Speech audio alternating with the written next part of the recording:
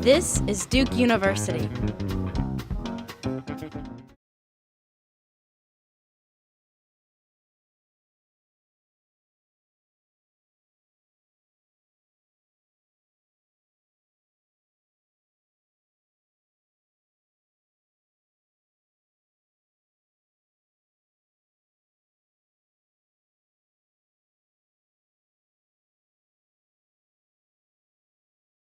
My name is Jonathan Gibbs. I'm a second-year Fuqua Business School student, and really excited for you to be here tonight to get to hear some of the pitches from the undergraduate students, from the graduate schools, the business school, and many of the other graduate schools. As a brief introduction, this is our 10th anniversary of the Duke Startup Challenge. The Duke Startup Challenge is a university-wide competition that takes place over 3 distinct competitions. The first one is tonight, which is the elevator pitch competition. In the spring, we have the executive summary competition, and then later in the spring, we have the business plan and investor pitch competition, culminating in the finals event in April of 2010. There are 6 tracks that are occurring over the course of this week. Tonight, obviously, the products and services track. I invite you to come tomorrow. The finalists from this track and the other 5 tracks will be presenting in the finals event tomorrow with one of our featured speakers and judges, Bill Maris, who's a co-founder of Google Ventures, a venture firm that is part of Google, and somebody that if you're a startup, you would definitely want to get to know at some point. So with that said, I'd like to take a moment to introduce our judges. I'm actually going to have them stand up and tell you a little bit about themselves, and then we'll proceed. So, Peter.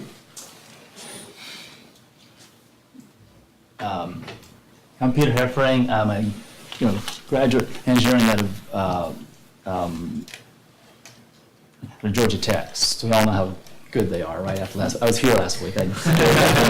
Sitting there with a bunch of team, doing good. I left there and went down to into IBM. That's a nice place to get all your roots. I stayed there 10 years. I got bored. I learned a lot, so I started a software startup in the mid-90s, which was at the start of the internet cycle, which was excellent. I thought I would own it forever, but I got an offer at the height of the stock market, so I got to go. I sold it. Home,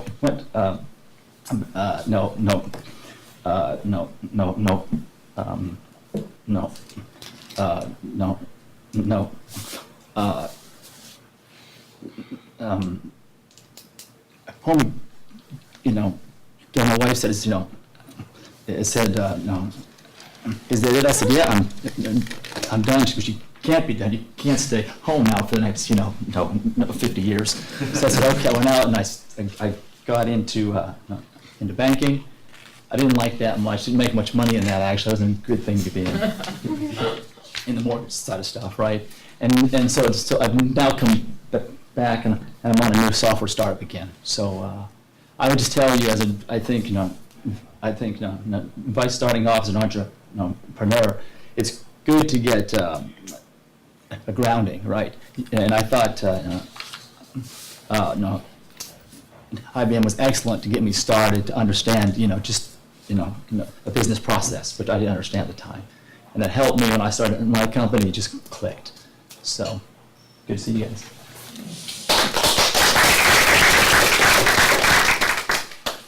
I'm Jay Mebane. I'm a 1990 grad of Duke, and then came back to business school and finished up in '99. So just had our 10-year reunion. I've been, a serial entrepreneur since I got out of Fuqua. I've been involved with 6 or 7 companies over the last 10 years. Currently, am a majority owner or significant owner in 4 local companies. Do that with 2 business partners.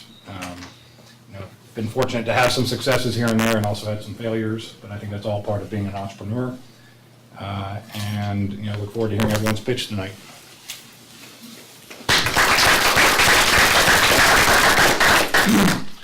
Hi, I'm Michael Lowlander. I'm president and CEO of Apple Gold, which is primarily a franchisee of Applebee's and Burger King. We also operate a concept called Caminos, 80 restaurants in 3 states. And I'm not a Duke grad, I'm a Cornell grad. I'm a lawyer by training, but since I don't like lawyers, it didn't work out too well. So went into the restaurant industry and done that my whole life. And I enjoy it, and there's a lot to be learned in the restaurant business as in any business.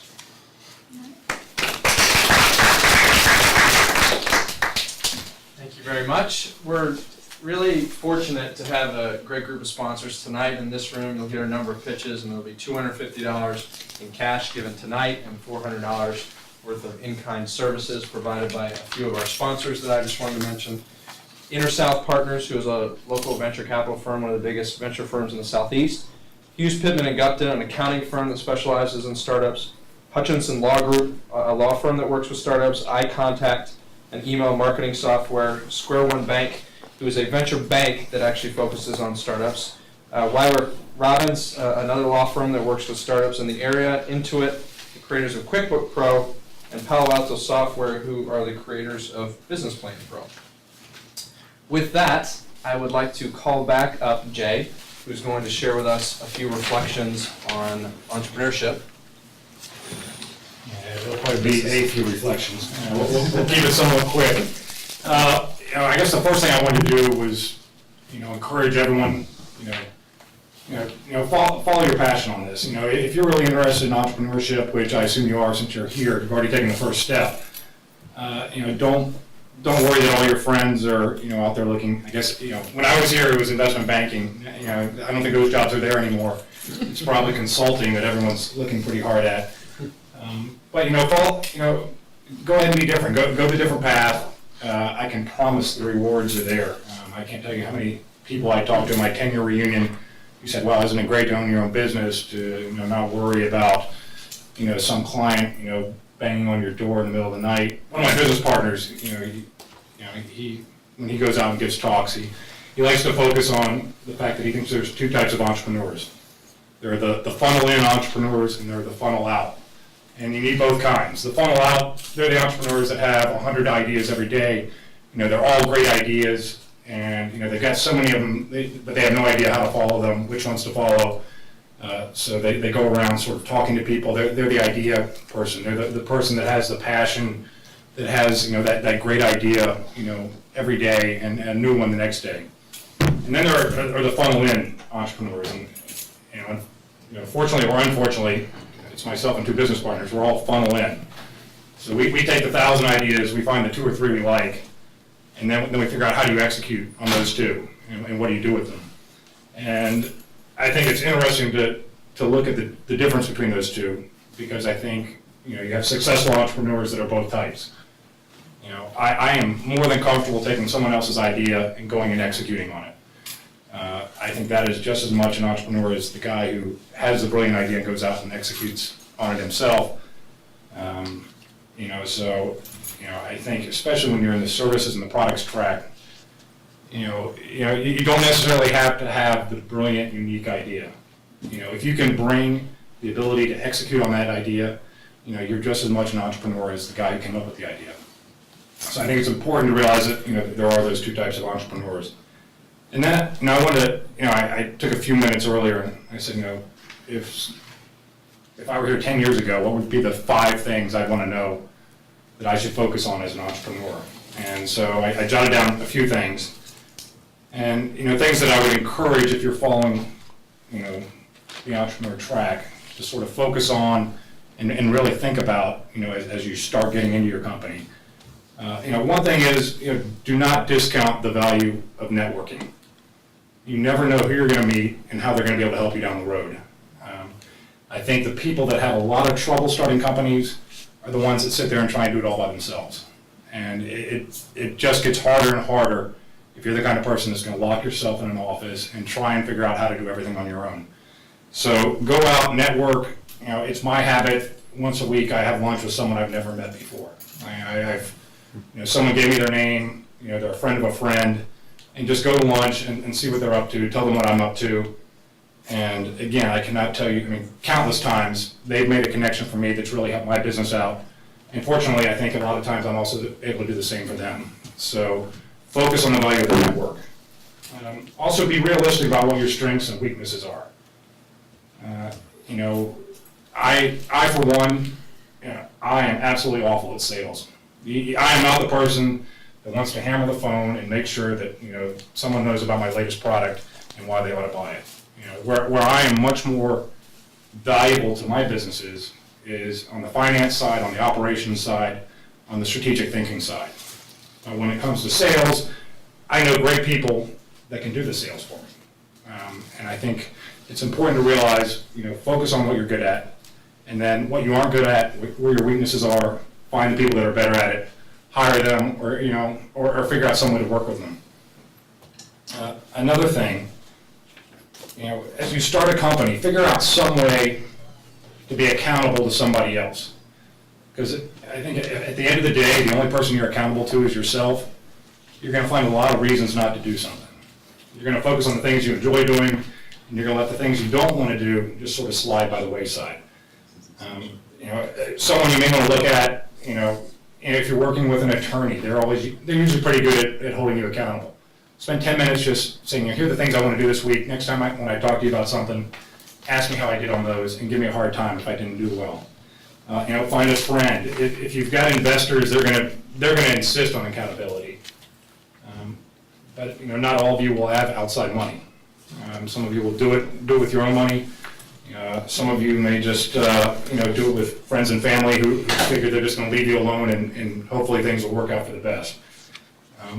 Don't let that happen. You know, find someone who holds you accountable. Make sure once a week you talk to them, and you know, you're showing that you're making progress.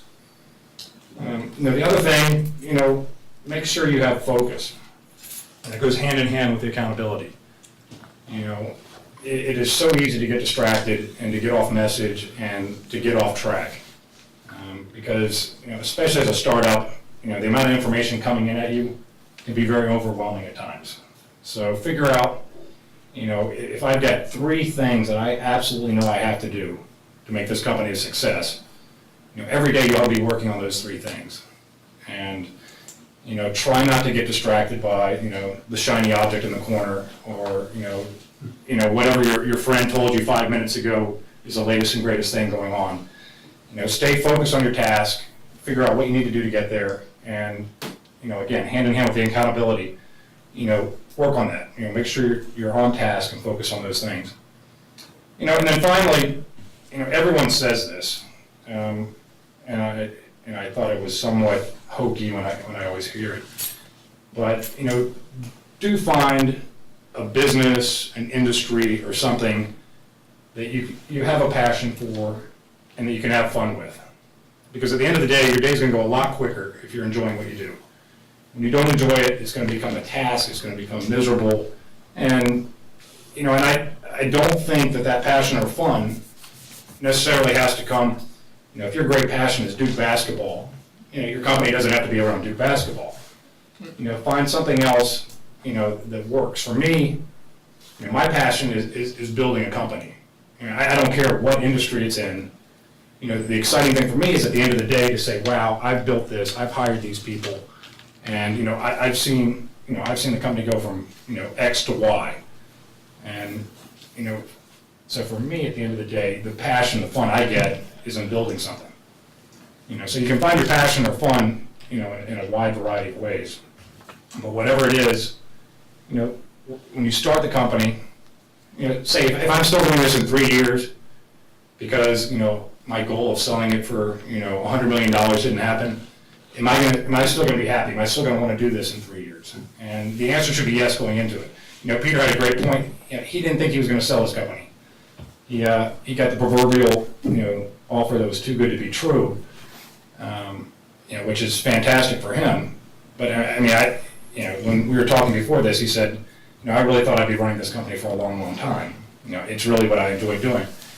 And I think that's part of the reason he was successful and able to sell it, you know, for, you know, the deal he was able to get, is because he did have so much fun, and that way you're able to constantly put your energy into it instead of it's just sucking the energy out of you. So, I think those are the 5 things that I quickly thought of.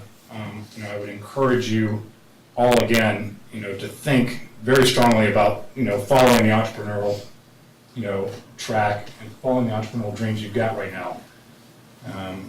Hopefully this isn't just some exercise to try something different, for a semester.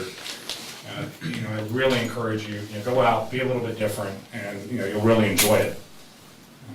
With that said, maybe I've got 1 or 2 minutes for questions. If not, I think we can jump into the presentations. All right.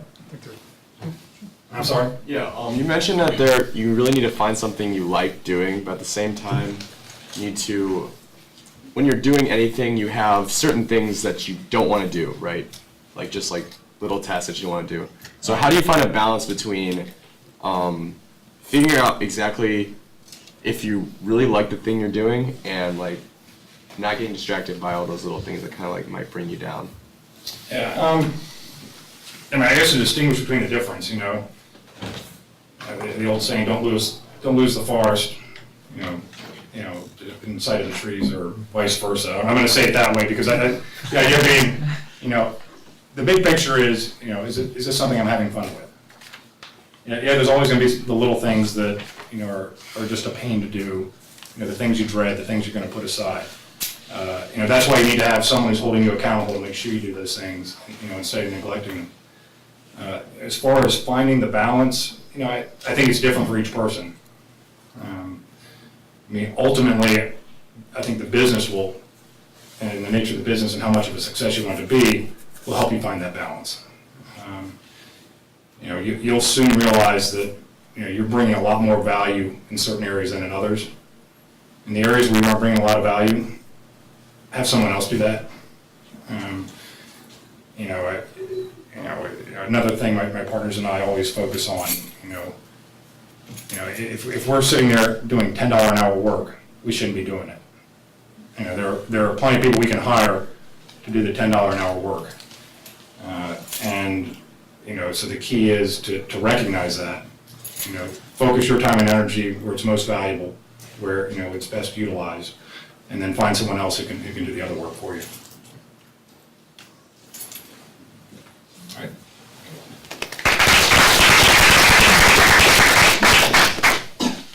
Thank you, Jay.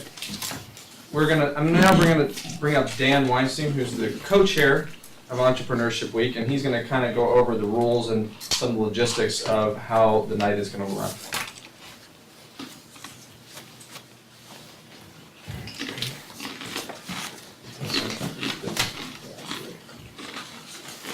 Hey guys, I'm Dan Weinstein. I'm a second-year MBA student.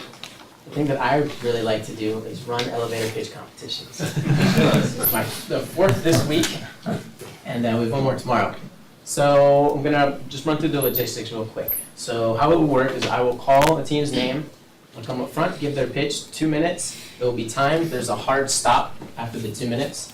After the pitch, there'll be 3 minutes for Q&A from the judges only. That's also timed. It's not a hard stop. Jonathan will be timing. You'll hear the beeper go off. You can, if you're in the middle of a sentence, or judges, if you guys are in the middle of a question, please finish what you're saying, but make that be your last thought. So then when you're done, I'll call the next competitor.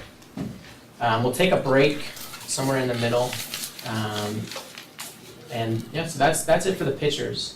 For the audience members, you guys play a couple key roles. First is comment givers. So you guys should each have feedback forms. We ask that you guys fill these out for everybody who pitches. We're giving these to the competitors, and it helps them improve.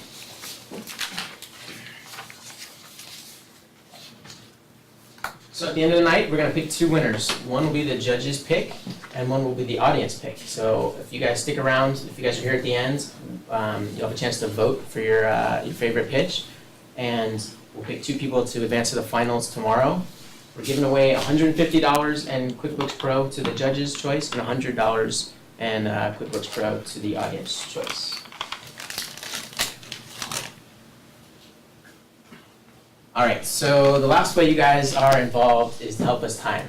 So Jonathan has a timer. When you have 20 seconds left in your pitch, he's gonna put his hand up, as so.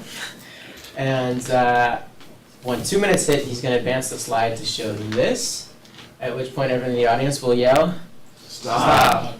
All right, so we didn't get to do this too much last night. I was a little disappointed, but let's practice, right?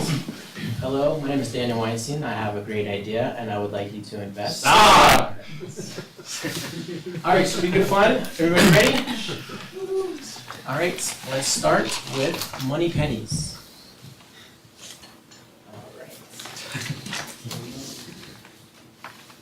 All right. Intelligent Irrigation Solutions. The honor going first. That's not going first. You can just nod at me when you're ready and I'll start. Alright. Paying for water for irrigation can cost $1,000 per acre per year, and water costs alone, and those costs are set just to increase. My name is Johan Klemek, and I formed Intelligent Irrigation Solutions, LLC, to help our clients save 20 to 40% on their water and water-related expenses. We do this in two ways. First, using a patented process combining localized weather forecasts that determine our clients' hourly water needs over the next 3 to 7 business days. And we combine that with information from in-ground soil moisture sensors like these and tell our clients exactly how much water they need to use in their landscape and when. This reduces wasteful overwatering and saves them money. Next month, we're starting a field trial of our system at the Sarah Duke Gardens, and upon the successful completion in early spring, we'll start marketing to local golf courses and plan to eventually expand to commercial real estate like office parks, agriculture, and residential markets. Our team currently consists of a senior consultant from a Big Four consulting firm who received her MBA in 2008, myself, a second-year MBA student who has 6 years of software engineering experience, and a electrical engineering graduate student here at Duke University. We're seeking $50,000 in investment capital in preparation for a spring launch, spring 2010 launch. And we're also looking for people with web development experience and people with direct-to-client sales experience. Across the United States, water companies charge $43 billion a year to their customers. If you want to tap into a portion of this market, please let me know.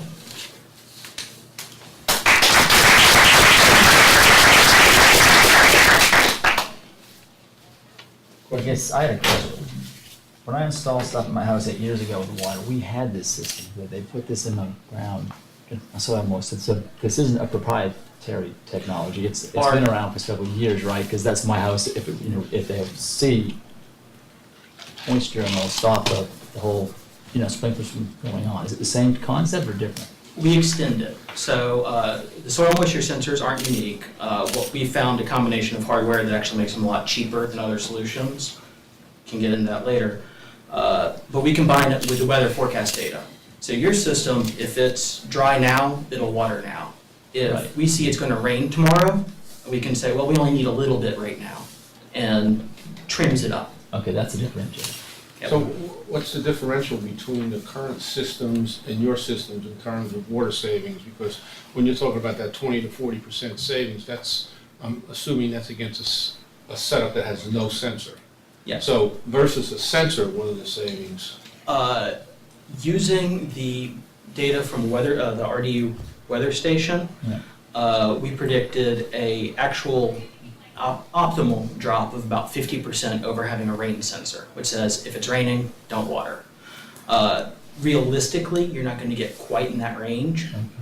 So we dropped that down to a 20 to 40% to have realistic expectations. If we told you we could save you 70%, people are going to look at me and go, you're crazy. This is also using data from other sample systems that have similar concepts, and they've all been reporting savings in these ranges. Is this a one-time sale, or is there some recurring revenue model for this? Actually, since we're looking at selling to larger institutions like a golf course or an office park, a lease model seems to be working best right now. They'll pay a small fixed fee, and the lifetime of the hardware is expected to be 3 years. In that sense, we're providing financing for our clients, but it reduces their risk. And if, for whatever reason, at least initially, they don't like the product, we can pull it out and resell the hardware to someone, release the hardware to other customers. Who's going to maintain the systems? The systems are intended to be, as I said, in the ground for 3 years. For places who have knowledgeable groundskeeping staffs, like a golf course, they're intended to be field replaceable by the staff there. You use a cup cutter, pull it out, put in a new one, and the software detects it and it just takes over, you're done.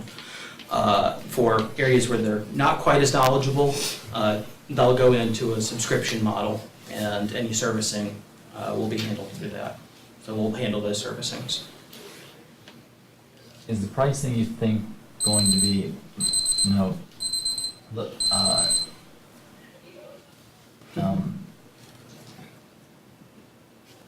under current systems, they're just doing the ring sensor, so you get a, good deal on that as If well you're- as the actual if you're weather feature? Going against just a rain sensor, no.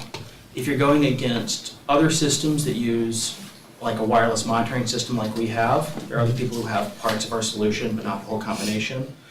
Our hardware material costs are drastically lower and then we can price differently. Our sensors actually aren't quite as robust as our competitors are. So we sacrifice there, but we make up for it by offering a combination service. So hardware cheaper and overall solution a bit cheaper.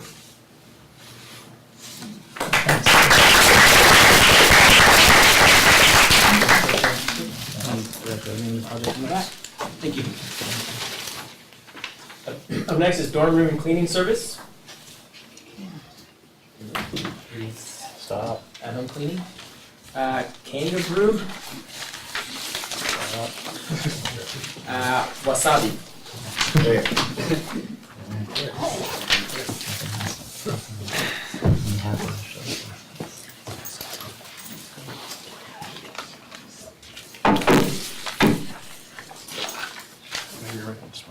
Hi, I'm Dan Sturtner and this is Trevor Reagan, and we're the creators of Wasabi, an innovative restaurant concept that looks to do for sushi what Subway did for the sandwich and Chipotle for the burrito.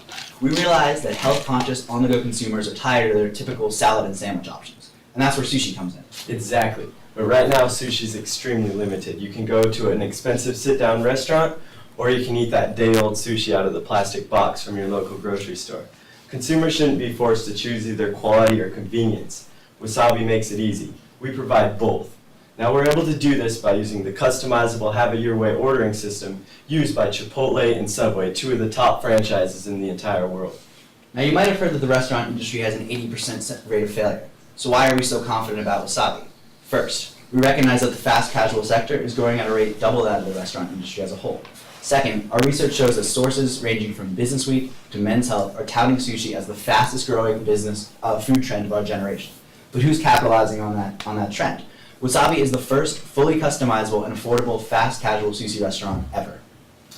And hey, we're all sushi lovers, and that's why we're embarking on this venture. But we realize the key to our success is the quality and authenticity of our product. Now, to ensure this, we've been in discussions with Philip Yi. He's the director of the Sushi Academy and runs a number of successful sushi restaurants in Los Angeles. With Philip's expertise and our concept, we have the formula for the next great restaurant chain in the United States. That's right, and this is where you come in, Mr. Olander. We're looking for a $200,000 investment, as well as your expertise in the area of restaurant financing. Our long-term goal is restaurant franchising. Our long-term goal is to franchise Wasabi, and we believe that with your help, we can put a Wasabi on every college campus across the nation. We thank you for your time. If you like what you just heard, you'll love what you're about to taste. There's our California roll and shrimp tempura roll, two of Wasabi's signature rolls. There you go. And if you're interested, I'll keep going.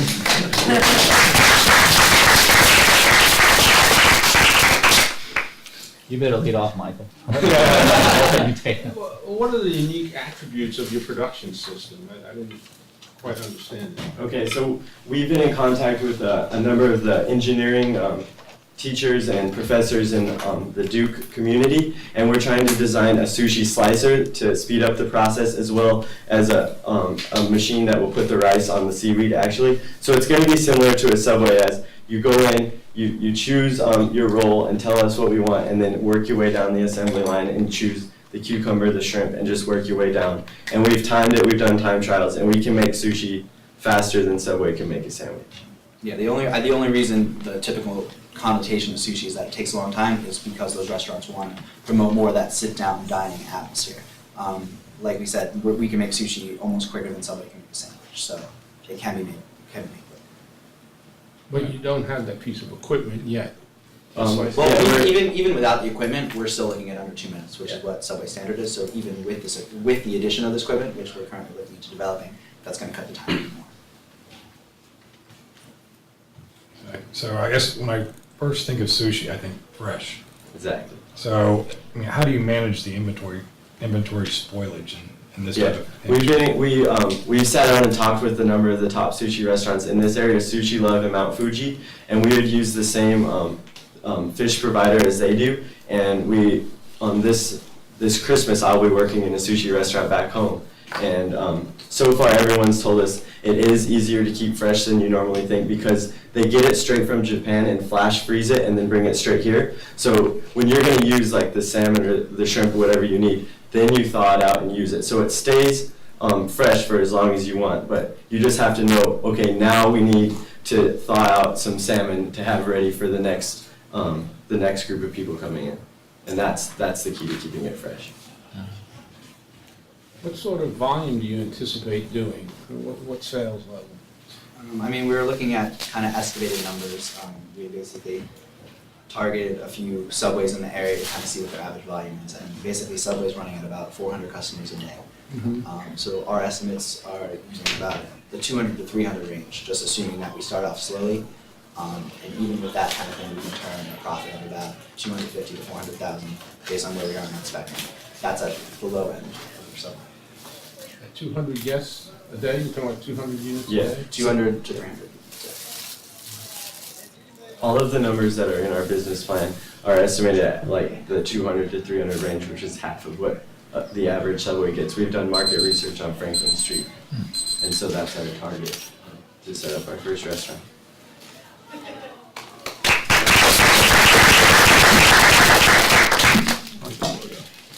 All right, next is micropower.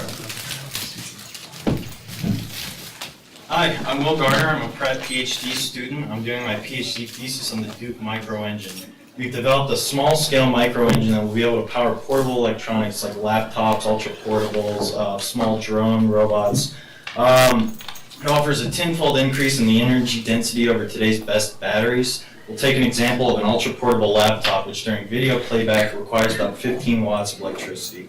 The battery on that will last about 5 hours. Using the ethanol in this flask, we can run it for 24 hours. That's an entire season of Battlestar Galactica. So this unit, we were funded by DARPA. We're working on 2 patents. Our advisor is John Protz. He did his PhD thesis on the MIT micro engine, so we've learned from their mistakes. We also have Shalabh Gupta. He was a finalist last year. He's going to help with our business model and our sales strategy. Andy Camacho is working on the turbo machinery, and he's also a PhD student in the lab. Hardy Shin was a Duke undergrad. He's working in our lab on manufacturing. Questions? It works kind of like a scaled-down steam power plant. Runs on ethanol.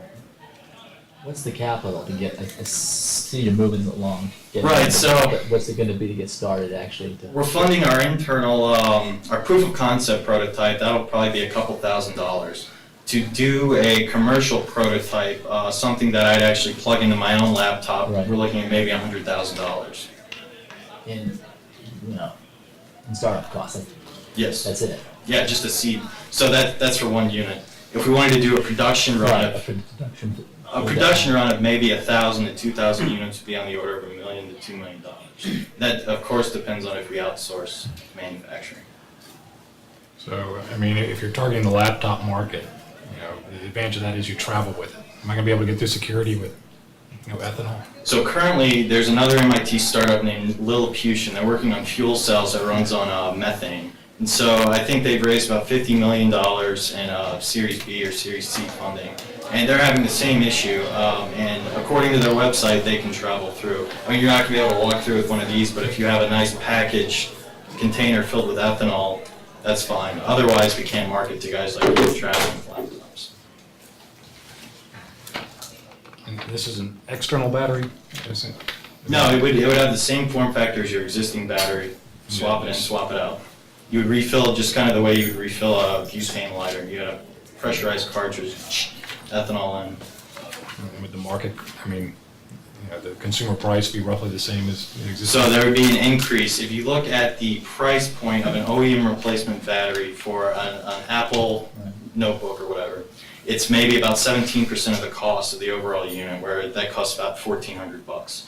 Right, so if we price ours at maybe $500 or $600, you can say you have increased functionality, portability. You can run it for a day with one of these, two of these 2 days. So that's where it's going to cost more than a battery, but that's where we get our numbers from. Maybe 30% is a target for the unit cost. And do you go after the consumer market first? I would think the military market would certainly. That's our strategy. So we've partnered with a defense company, Logos, out of DC, and so their business model is rake in funding from DARPA. And so we're going to partner with them, rake in funding from DARPA, develop the core technology. I'm just waiting to take money from them because of the Logos. So. I'm sorry, how long did you say the battery works for without being refilled?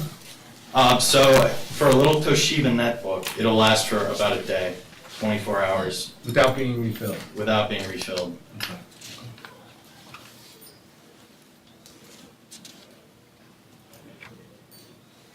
It's already up and running today. You said you have an actual prototype that's working? So we're about or- 2 weeks away from a proof of concept. Okay. And that means what? Proof of concept is actually a hard prototype? Yeah, it's a part you can hold in your hand. It's going to have everything except the turbo machinery. So with that static structure, we'll have combustion going on, everything else, and we'll demonstrate our performance parameters required to have the turbo machinery operate at its design point. Looking at that, it looks like there's a lot of coiling for, I assume, for heat dissipation. How much heat does this thing throw off? So you can dissipate 100 watts of heat with a little laptop cooling fan, and that'll draw 1 watt at room temperature. If you're in Baghdad and it's 120 degrees, it'll draw about 4 watts. So that's well within our acceptable range.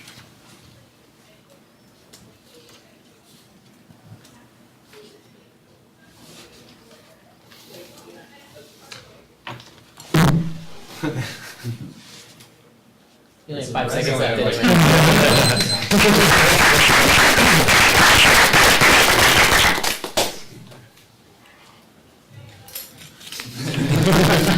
Thanks.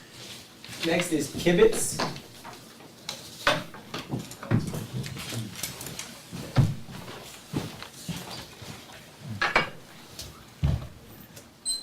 All right, good evening, ladies and gentlemen. My name is Eric Thorne, and I love Duke because there are so many great ideas going on here. I mean, listen to you guys, it's freaking awesome. I'm very excited. But one problem I notice is that a lot of times, a lot of events on campus don't get the turnout that the planners expected, or there's just too much going on. It's sort of similar to like a tree falling down in a forest full of falling trees. So like, how do you really isolate one of the impacts on campus and like get people excited on what your goal is? Well, our goal in doing this, called Kibitz, we are a collegiate marketing consulting group, and we seek to help everyone on campus really understand and catch on to the passion of what your idea is. And we can do this in 2 ways. First of all, we know our client base very well. We know the students, we are students, and we're going to be collecting data from all our events on campus on various metrics on what worked, trends over time on what worked, so we can sort of even predict what will work over time. Also, we are very in touch with the resources on campus and what's available. We have people on our staff from DIDA, the Duke Consulting Club, Duke Entrepreneur, who are very, very familiar with what these places have to offer, so we can come together with all these resources and design a marketing campaign, an ad campaign from the ground up that would hopefully catch everyone's attention and really make the splash in a sea of flyers and all these regular activities people do that aren't that effective. So, within 2 years, we want to try to expand out of Duke and onto other college campuses. And right now, we need money to launch our own website and design our own logo so we can help everyone understand how amazing your ideas really are. Thank you so much. Any questions? Yeah, how many events a year do you think are willing to pay for your services on the campus? Well, we are going to be offering our services at a fraction of the cost that our conventional services offer. So we're probably targeting a lot of places that really have broader goals, like people who, like startups, for example, who are going to be willing to invest, for example, $1,000 for a logo. It's probably like the base price that you're going to find right now. We can do that at a fraction of that cost.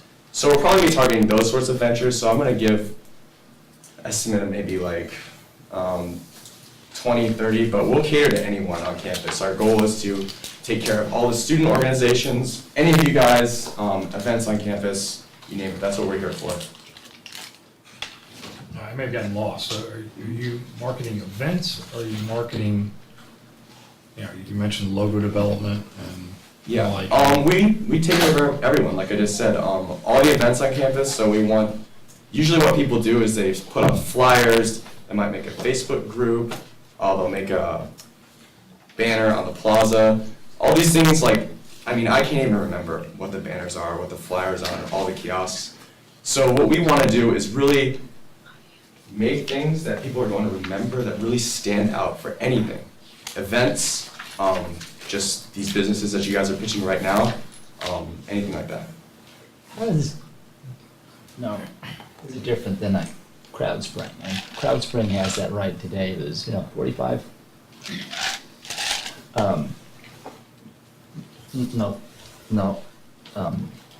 Thousand designers online all over the world. You just put a price to get a logo. You put $300. That's what I've done. I get a 100 entries back, 2 days. Outstanding. I can talk to all of them, interact with them, pick a winner.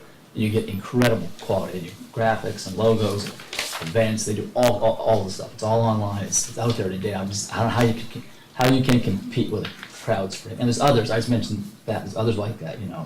Elance. There's a bunch of these companies that do that kind of work, and they're already out there and they're quite successful. Well, I feel like the big difference that separates us from everyone else right now is that we really know who we're working with. It's one thing to be sitting at your desk at the top and saying, this looks really good. And another thing to see the real end result of your products and what you do. So we know our client base very well. We know the students, we know what has worked for them for a long time. So we hope we can bring all that experience and make something that really makes a splash and what people really get excited about. Yeah. Are you proposing to roll this out beyond Duke? Yes, sir. Within 2 years. We'll start our first year on Duke and then work with all other college campuses and hopefully aggregate all our experiences together to figure out what works for everyone.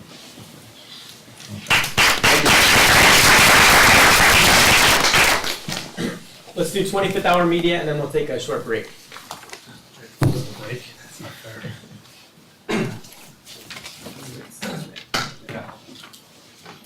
Good evening, my name is Nick Sain, I am the lead of 25th Hour Media. Now, imagine, you're in your car, you're driving to work, and like the 35 million other American commuters, you're stuck in rush hour traffic. Once you get to work, that you're probably going to spend some time reading the latest articles on your favorite blogs and news sites. Now, if only you had access to that same content, but in a safe and convenient way during your daily commute. 25th Hour Media provides a solution to this by taking the text content from the sites that you select, turning it into audio using a real human voice, and streaming it straight to your mobile device.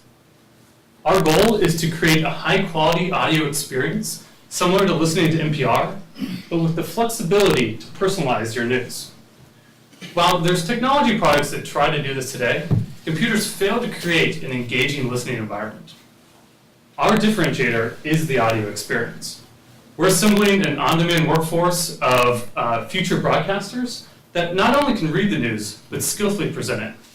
Our superior audio quality, along with personalization, would attract users to our service, and in turn, create a profitable revenue stream through integrated advertising.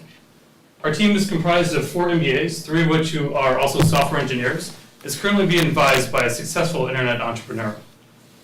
We're currently building a prototype for this to validate the market opportunity and look to be completed by mid-December, at which time we'll begin product development. In summary, by combining high-quality audio, personalization, and streaming delivery, we will create a new mobile internet. At 25th Hour Media, we're going to turn up the volume on a unique audio experience. Thank you.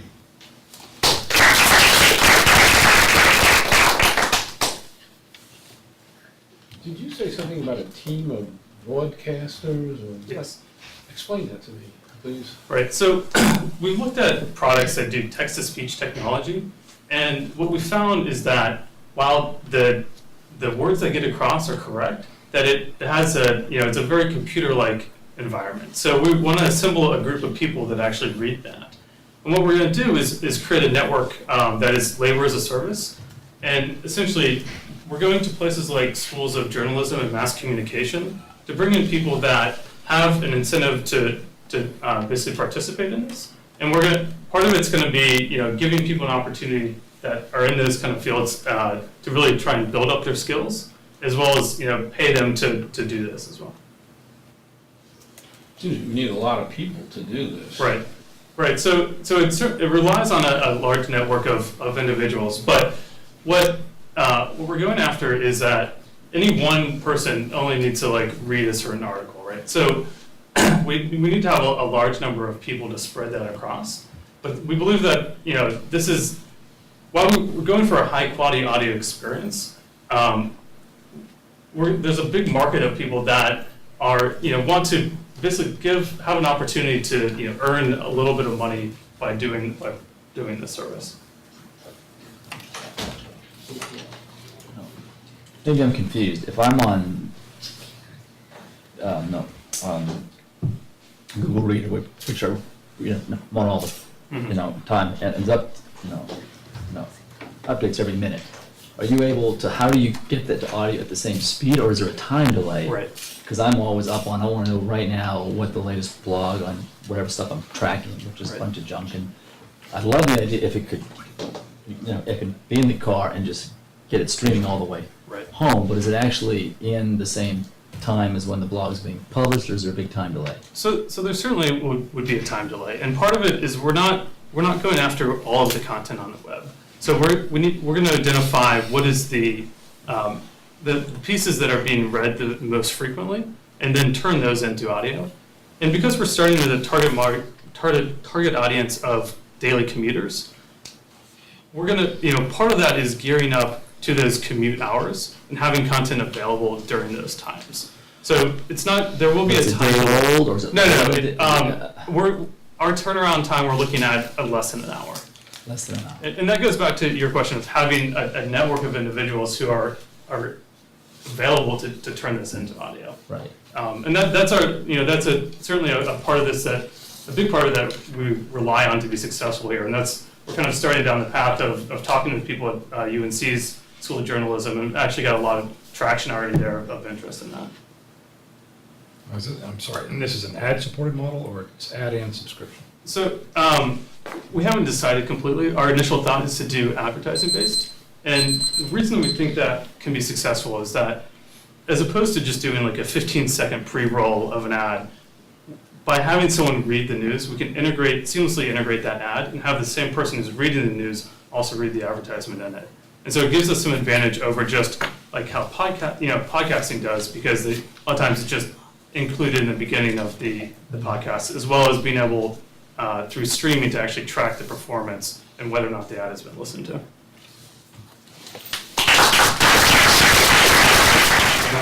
All right.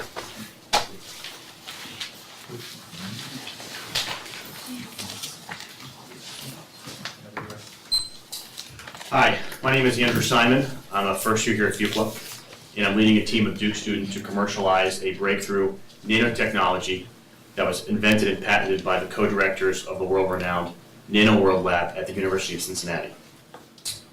Our current partners in this effort include the U.S. Navy, the U.S. Air Force, NASA, Boeing, Lockheed Martin, Northrop Grumman, General Electric, Lion Apparel, and Bose. And why are they interested in what General Nano has to offer? We have invented the process to grow the world's longest carbon nanotubes, and then take those carbon nanotubes and spin them into usable thread. And the resulting thread has properties that are stronger than steel, better conductors than copper, and are lighter than cotton. So if I actually took one of those threads right now and held it in front of you and let it go, it would float in the air. But it's theoretically 300 times stronger than steel. You can imagine the applications. I'll tell you about one. We're currently partnered with the U.S. Air Force to look into replacing copper wire on fighter jets. As any aerospace engineer will tell you, they spend weeks and months trying to save 2 or 3 pounds of weight. Our thread has better conductivity than copper and saves 5,000 pounds of weight.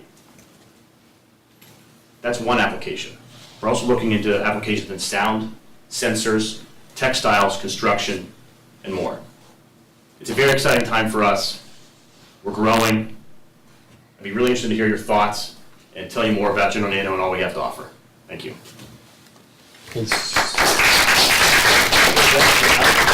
we actually have, Yep. products, revenues. What's your revenue stream right now? Right now, basically, we're selling test of it, so we can grow up to 1 mile in length, and we sell meters of it to different companies so they can test. Last year, we had about $60,000 in revenues, and in grant money, we've got about $300,000 or $400,000 in non-dilutive grant funding to do the research.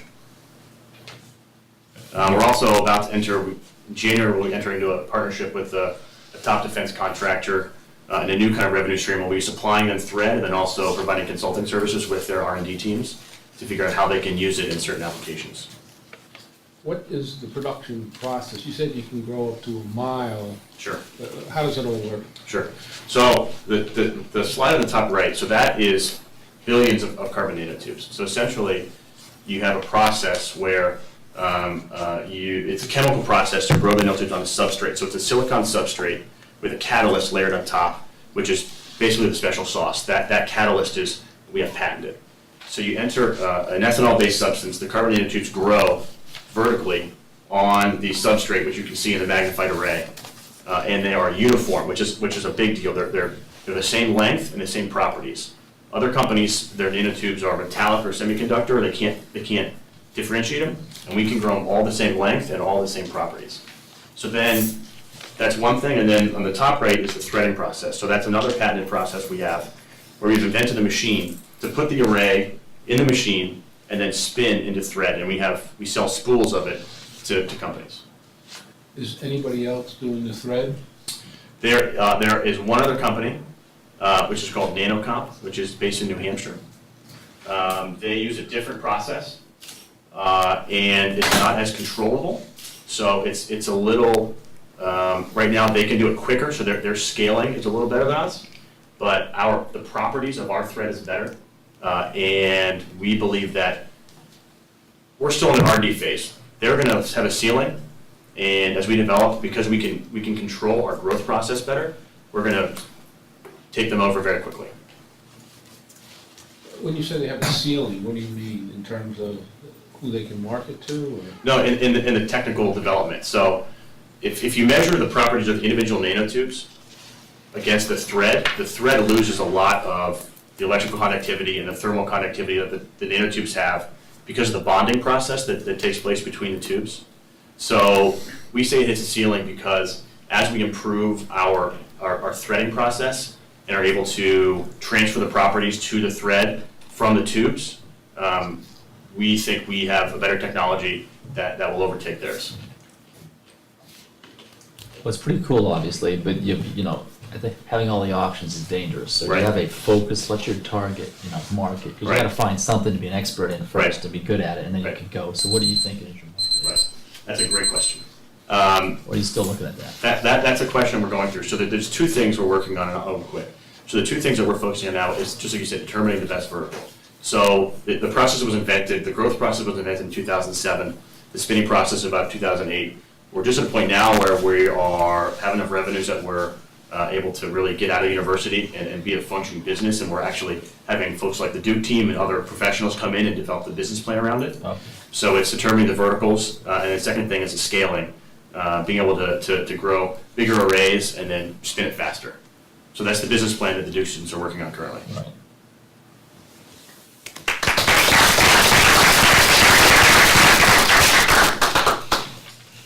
Next is Duke boxes.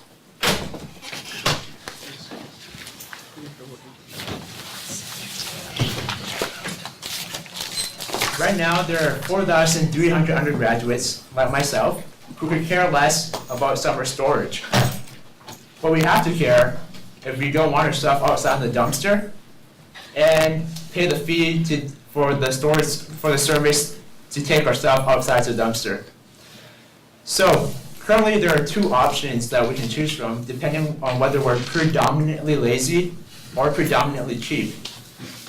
The lazy students choose to give up their arm and their leg to use an outside storage service such as college boxes, while the cheap students choose to split a storage unit among a bunch of people and choose the unfortunate one with the car to move everyone's stuff back and forth.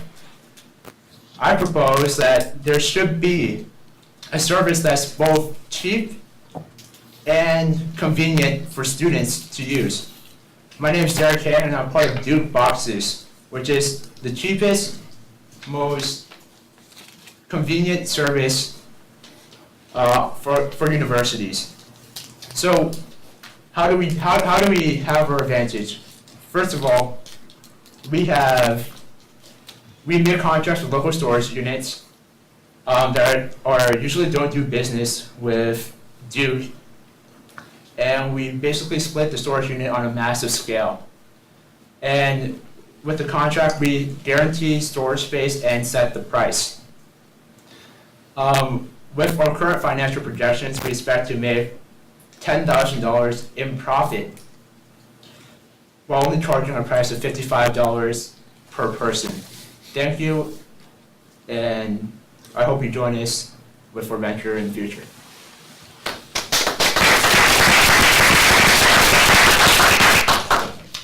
You mentioned a service called College Boxes. What's the difference between Duke Boxes and College Boxes? College Boxes is a national chain which they have their own facility. So what they do is they do exactly the same thing. They take your stuff and ship it to their national facility, then ship it back to you. So the cost of doing that is really high. What we're trying to do is we're having a website to do pre-sale, as well as to kind of gauge what's the interest in using our service, so we can use a locally owned storage company and rent the appropriate amount of storage space for that company. So we have significant lower costs than they have.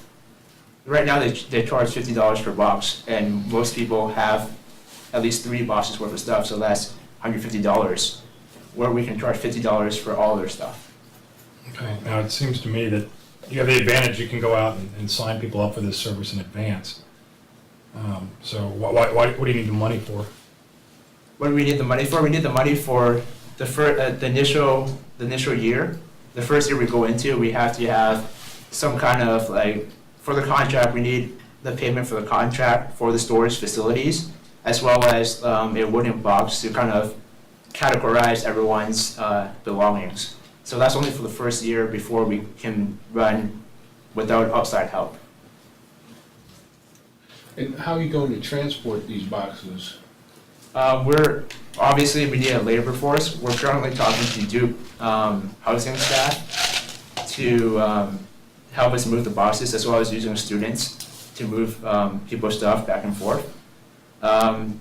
We talked to a storage facility actually last week who was willing to make a contract with us, and they're willing to also give us their trucks to use for moving. And you said you're gonna be $55 per person, right? yes. What's your profit on that? I just Profit see like is- it's hard to make. How much money can you make on that? With a moderate adoption rate of 40 to 50% of the undergraduate body that's not from North Carolina, and not seniors, we expect to make $10,000 conservatively. Of course, we can raise the price from 55 because people are currently paying $100 just to use it. It's 100, so you're going for 55, right? Right, that's a conservative estimate.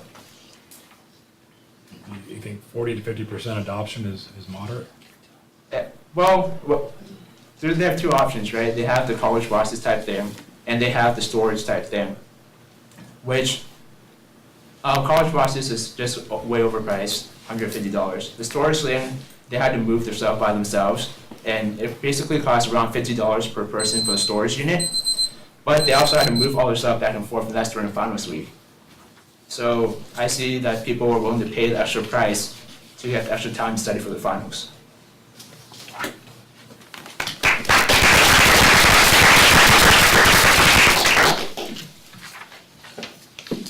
Next is eFit Health Solutions.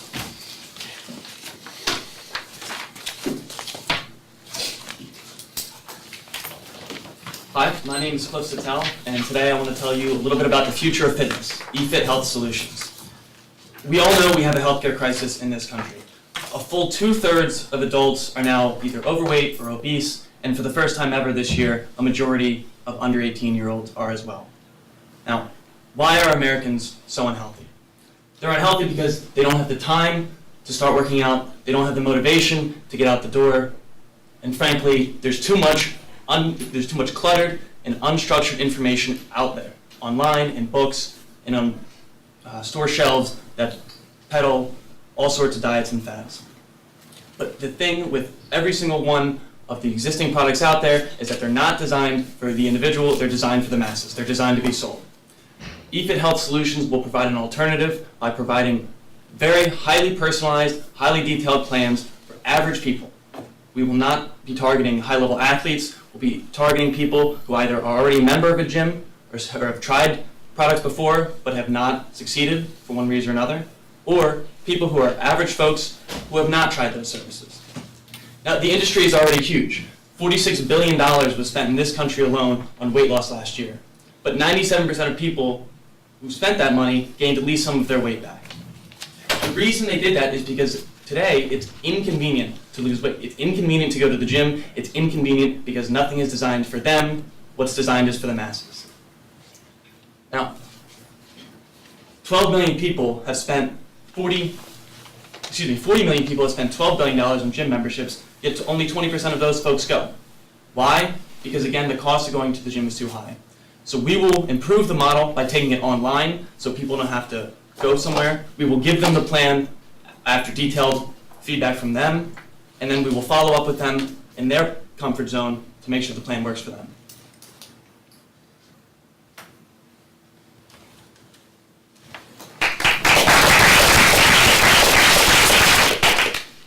So you're giving them a plan, they still have to go to the gym or Well- wherever their fitness place is to execute your plan, right? That's one option, but more importantly, we'd like to target people who don't necessarily have to go to the gym. You don't have to go to the gym to exercise. Right. There's a lot of things you can do, whether in your home, whether there's a giant field next to you, or whether you're at your desk at work. There are things you can do, and we want to teach people ways to be healthy and that's good. fit. Okay. Some people go to the gym, and that's fine, and we will work with those people and give them the plan that they can go take and do in the gym, and we will help them through that. We will teach them how to do certain exercises and provide feedback. But for other people, that's not what works for them. Some people are intimidated by gym trainers. They don't want to go.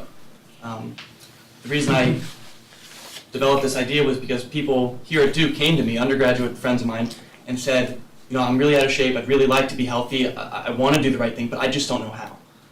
And they didn't want to go see a trainer at the athletic center because they're intimidated or they don't know them or they're uncomfortable.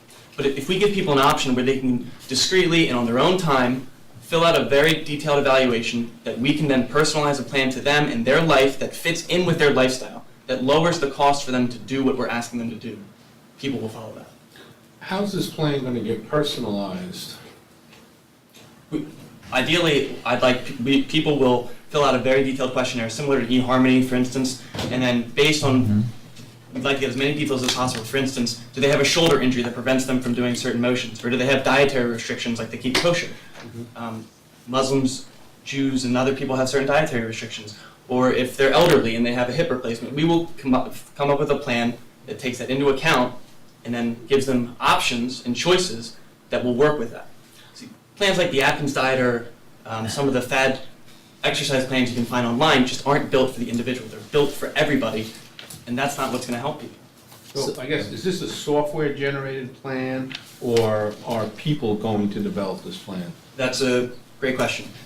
At the beginning, I'm working with live people. I have 2 personal trainers back home where I live in Philadelphia with 20 plus years of experience, and at least at the beginning, the company has to be run with humans coming up with these plans. Ideally, if it grows to the point where we can develop a software package that can do it automatically and come up with, match the exercise library that we will have developed to the individual people, that'd be great, but that's not realistic to start with. And so what sort of monthly dues are you envisioning? Well, there's 2 models I envision for revenue. The first would be sort of an ongoing monthly dues type of thing where people just want to be healthy. But the other, and I think the more lucrative line, would be a pay-per-goal system. For instance, if someone has a wedding coming up, or beach season is right around the corner, or their doctor said you got to drop 20 pounds in this amount of time, we can work with that person for a set period of time, say 12 weeks before beach season, or you have 2 months before the wedding, and we will it'll have to be a custom price, a system where we work at varying lengths of time with people.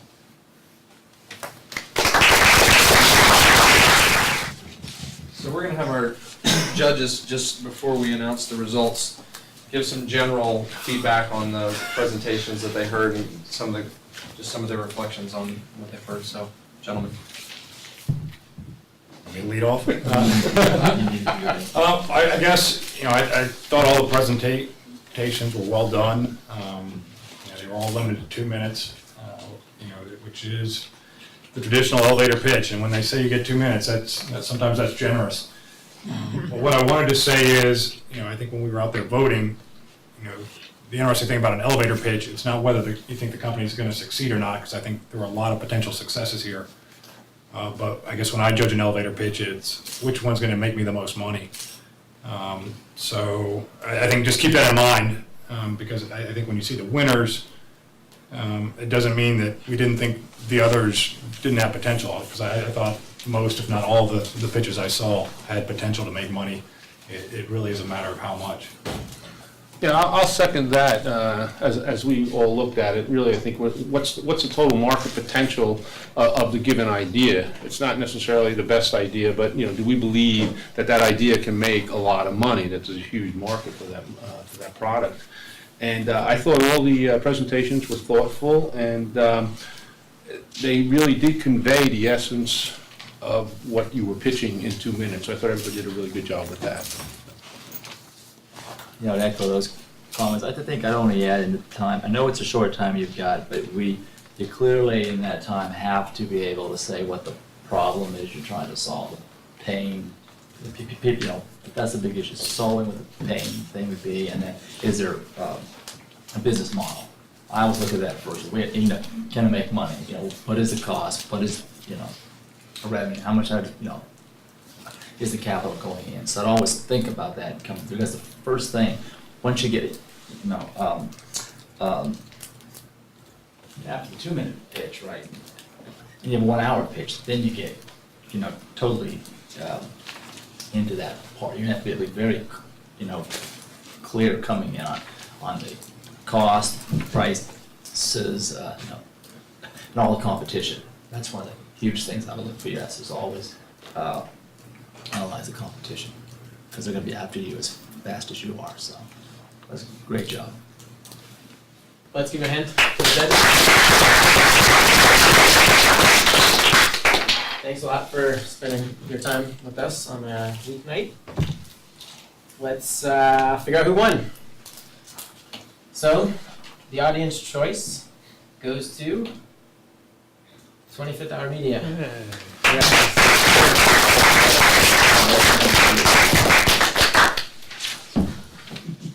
Photo op. Photo op. I should be able to choice. All right, all together. Actually, make your faces in the light, so if you go move that way a little bit more. More. All right, here we go, guys. 1, 2, 3. One more. 1, 2, 3. Thanks.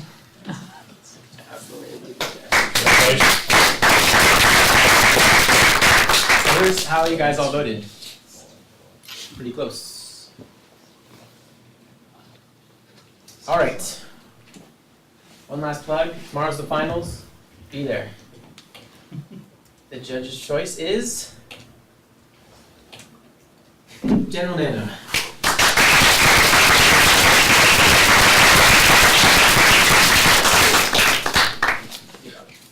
Thanks, guys.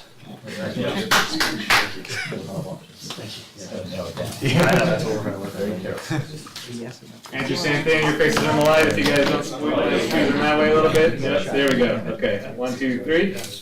One more, 2, 3. Thanks, guys.